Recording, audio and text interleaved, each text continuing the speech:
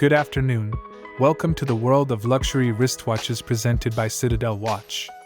Today we would like to introduce you to the truly exclusive watches of Lange Sohne, which is one of the most illustrious manufacturers, producing masterpieces of time for even the most sophisticated connoisseurs.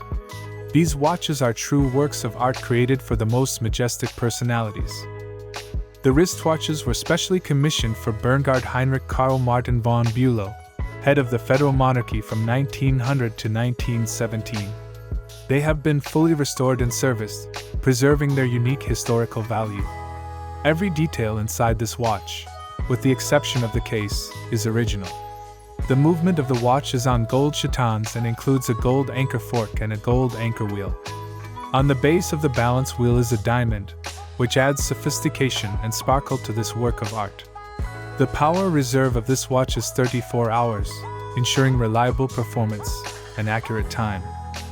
The magnificent design of this watch is accentuated by the gold-plated case made of titanium nitride, which retains its luster and durability over time.